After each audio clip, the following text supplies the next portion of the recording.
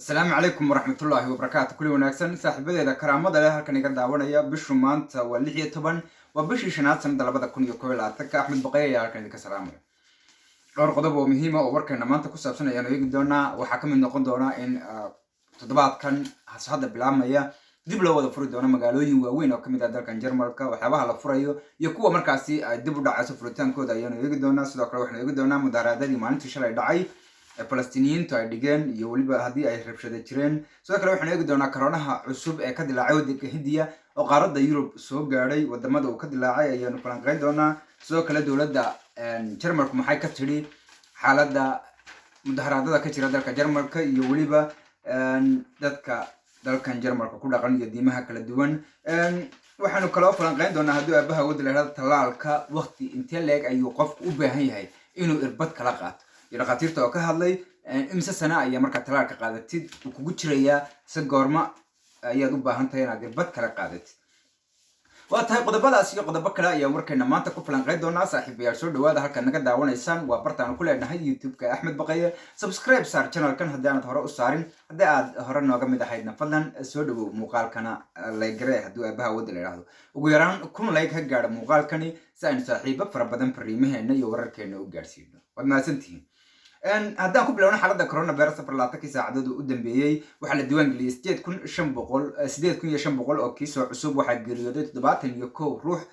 isku celcelis tirada guud ee dalka Jarmalka boqolkii kun ee qof meelooda deganba waxa coronavirus ku dhacaa 83.1 xaaladood ayaa markaas la diiwaan geliyay boqolkii kun ee qof meelooda deganba tiradu aad ayay hoos ugu soo dhacaysaa mar ayaynu 200 ku dhawaanay laakiin iminka aad ayay hoos ugu socotaa taasina waxay sababtay in dib loo furo magaalooyin fara badan oo dalka Jarmalka ka mid ah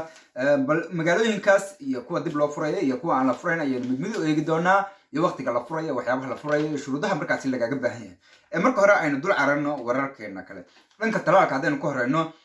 hay'adda talaalka u qaabilsan dalka Jarmalka ayaa sheegtay in qofka la talaalo ama talaalka qaata sanadkan uu sanadka labaad u baahanayo ama sanadka soo socda u baahanayo in mar kale la talaalo isagoo irbadda saddexaad sanadka soo socda lagu mudi doono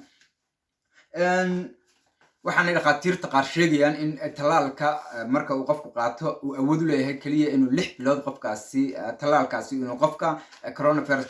ka difaaco kadib 6 bilood kadibna uu markaas u baahanayo inuu irbad cusub qaato taasi oo ka dhigaysa in sanad kasta uu qofku u baahan yahay dib talaalkiisa u cusboonaysiiyo isla markaasina sanad kasta uu qaato talaalka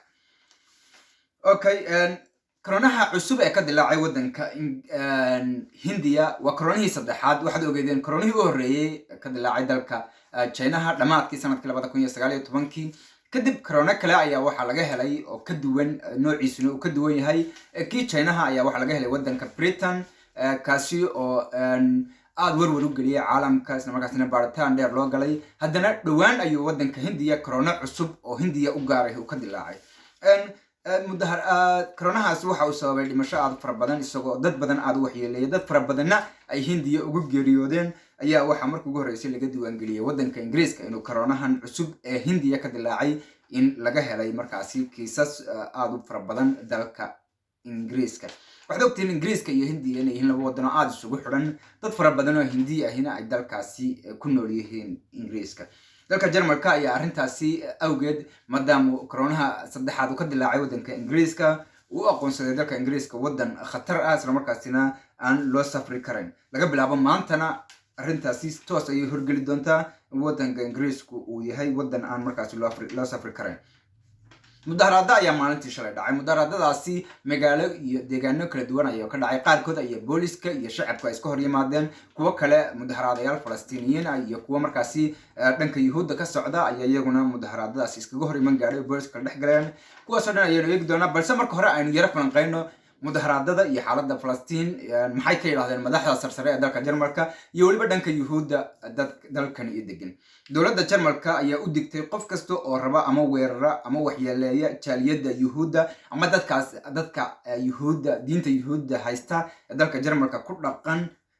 ayay u digtay qofkii dadka diintaasi haysta ama qof diin kaleba haysta weerara mawduuca laga hadlayay khaasatan wuxuu ahaa dadka Yuhuudda dalka Jarmalka ku dhaqan qofka weerara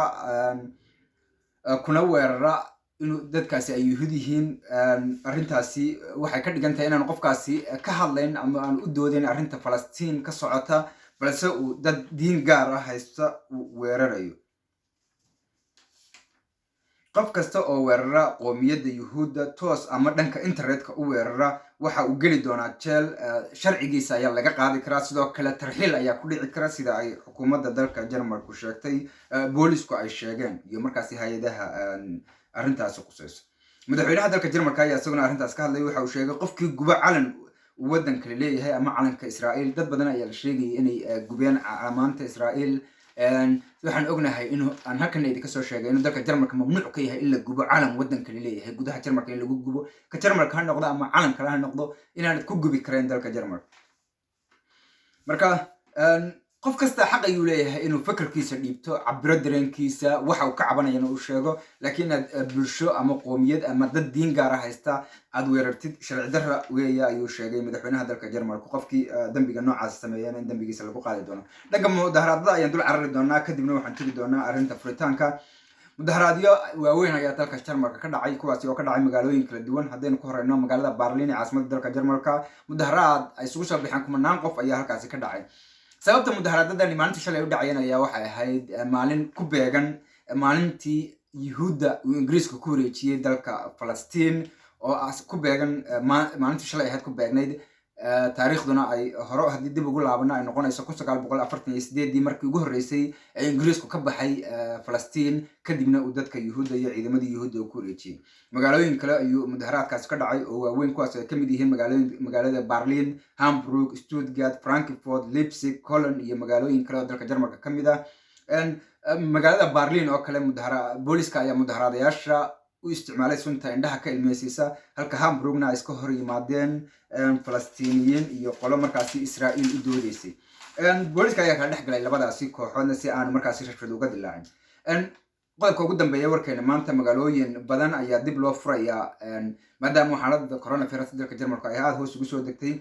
halka kuwa kalena markaasi uu dib u dhici doono furitaankiisu. magaalooyinka ay dib u dhici doonto furitaankiisu waxaa ka mid ah magaalada la yiraahdo Coburg oo ku taala gobolka Bayer, Mittelsaxen oo Saxon ku taala, Schweinfurt oo Bayer ku taala, Sonnenberg oo Thuringen ku taala, Zollin Alba-Kreis oo Baden-Württemberg ku taala, Gotha oo Thuringen ku taala, Hagen oo NRV ku taala, iyo Heilbronn iyo Baden-Württemberg ku taala iyo magaalooyin kale oo xaaladoodu xun tahay ayuu dib u dhici doonaa furitaankooda, halka magaalooyinka kalena dib loo furi doono. wararka qaar waxay sheegayaan in maalinta Isniinta ee berri ah dib loo furi doono magaalooyin fara badan oo dalka Jarmalka ku yaala, magaalada Berlin ay ka mid tahay, sida ay warbaahintu markaasi qorayso. haddii magaalada dib loo furo maalinta berriya, fadlan la soo wadaag oo dhanka commentiga noogu soo reeb. berri maanta sababta ma ogid. meelo fara badan ayaa la furi doonaa. waxaa ka mid ah meelaha la furayo, meelaha markaasi aan idhaahde dukaamada alaabooyinka lagu iibiyo, maqaaxiyaha qaybaha banaanka si loo fadhiisto iyo waxyaaba fara badan oo kale ayaa markaasi dib loo furi doonaa. berri ayaan warkeena ku qaadaa dhigi doonaa meel kasta oo la furay iyo qaabka loo gelayo. sida wararku sheegayaan, berri meheradaha la furi doono waxaa khasab ku noqon doona qof kasta oo gelaya inuu sito waraaq cadayna inuu coronavirus aanu qabin oo iska soo baaro. laakiin dadka talaalan iyo dadka markaasi coronavirus ka bogsaday 6 bilood u dambeeyay shuruudaasi kuma xidhna oo iyagu toos ay u geli karaan iyagoo isticmaalaya waraaqdooda talaalka. marka haddii aad talaalan tahay ama coronavirus ka bogsatay 6 bilood u dambeeyay, uma baahnid inaad waraaq baaritaan soo qaadato. laakiin haddii aad media magaadaysid ama booko ama dukaamada kale alaabooyinka iyo dharka lagu iibiyo ee dalkan Jarmalka ku yaala, maalinta berriya laga bilaabo waxaad u baahan tahay inaad haysatid waraaq cadayna. haddaba sidaan ku helaya waraaqda cadaynta coronavirus inaanan qabin, dalka Jarmalka hore lacag ayay ahayd, laakiin hadda waa free. waxaad ka heli kartaa farmasi kasta, banaanada iyo moolasha ama meelaha alaabooyinka lagu iibiyo dhexdooda ayaad ka heli kartaa. sidoo kale farmasiga ayaad kasoo iibsan kartaa oo gurigaaga ayaad ku isticmaali kartaa adigoo si fudud isu baari karaya, una ogaan kara inaad corona qabtid iyo in kale. dadka reer Germany way ogyihiin kolley. insha allah berri ayaynu ku falanqeyn doonaa wixii xogo iyo warar kasoo kordha arrintaasi. barnaamijkeeni maantana